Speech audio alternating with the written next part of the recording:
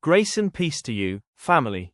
Today's Pastoral Tips Thursday is a sober reflection as we join the world in the 16 days of activism against gender-based violence.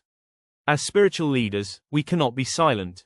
Our communities are hurting, and the church must be a place of healing, protection, and truth. First, we must correct the misuse of scriptures. Too often, abuses weaponize scripture to excuse control, dominance, or silence. Verses on submission or forgiveness are taken out of context and used to justify harm. Let us be clear, the Bible never gives anyone permission to abuse. Submission is not slavery, forgiveness is not enabling sin. Ephesians chapter 5 verse 25 commands, "Husbands, love your wives as Christ loved the church." Christ laid down his life, he never used his authority to harm. When we preach and counsel, we must teach this correctly so that scripture becomes a shield for the vulnerable, not a weapon in the hands of the violent. Second, call men to Christlike leadership. As pastors, we are called to shape the hearts of men, fathers, brothers, husbands, leaders. Christlike leadership is not loud, forceful, or intimidating. It is gentle, sacrificial, and protective. Our men need to hear this from us. Real strength is not in dominating others. Real strength is in self-control, honor, and serving with humility.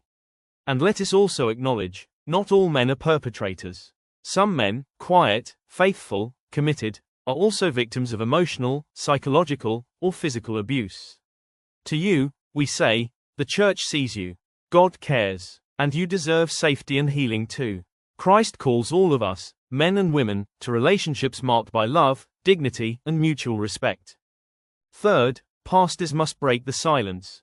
Dear leaders, silence is no longer an option. When the church says nothing, victims hear, endure it. When pastors avoid the topic, perpetrators feel protected. Our pulpits must declare, abuse is sin. Abuse violates the heart of God. And the church stands with survivors, women, men, and children. We must create safe spaces for victims to speak, know our limits and refer to professionals, and walk alongside the wounded with compassion and truth. Let us be shepherds who guard the flock, not just spiritually, but also emotionally, physically, and socially. As we observe these 16 days of activism, may we recommit ourselves to preaching truth, modeling Christ-like love, and building churches where every person is safe and valued.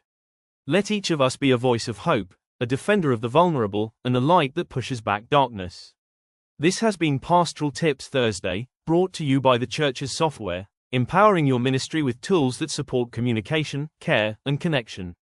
God bless you, and may we lead with courage. This is our last episode for 2025. Have a great festive break. See you in 2026.